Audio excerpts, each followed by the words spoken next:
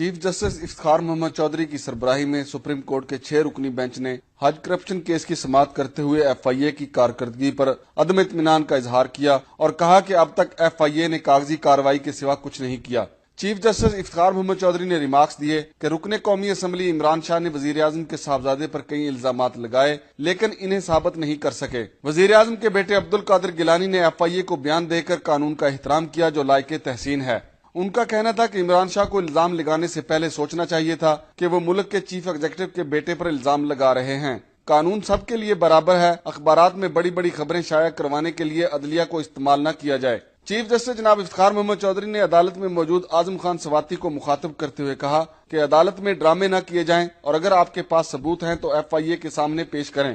Chief justice Iftikhar Muhammad Chaudhry کا کہنا تھا کہ حامد سعید کاظمی کی ضمانت منسوخی کے لیے ایف آئی اے کیس کی پیروی کرے اور کوئی بھی شخص اپنے ساتھ بھاری تعداد میں بندے لا کر یہ کوشش نہ کرے کہ وہ عدلیہ پر اثر انداز ہوگا، ہمیں اس سے کوئی فرق نہیں پڑتا۔ سینئر قانون دان حشمت حبیب کا کہنا ہے کہ لوگوں کو بڑی تعداد میں ساتھ لا کر عدلیہ پر اثر انداز ہونے کی کوشش کرنا توہین عدالت کے زمرے میں آتا ہے۔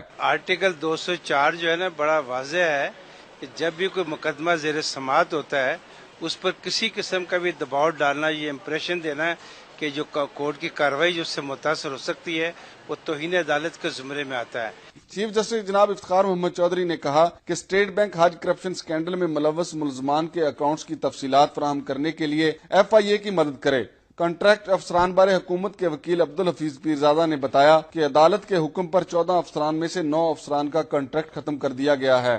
کورٹ نے کہا کہ 3 دن میں فیصلہ کر لیجئے، تو اب یہ پرائم منسٹر صاحب کو بتا دوں گا، میں بات کر لوں گا ان سے آج کسی وقت، اور کورٹ کا آرڈر بھی آ جائے تو بہتر ہی ہے۔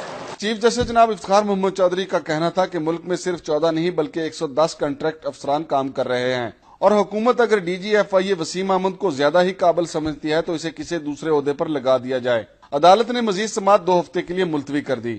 ڈی جی ایف آئی اے تو تبدیل نہیں ہوئے لیکن 9 دوسرے کنٹریکٹ افسران کو برطرف کر دیا گیا۔ ڈی جی ایف آئی اے کے مستقبل کا فیصلہ سپریم کورٹ نے 3 دن کے اندر کرنے کا حکم دیا ہے۔ کیمرہ مین کاشف عباسی کے ساتھ شمشاد مانگٹ، وقت نیوز، اسلام آباد۔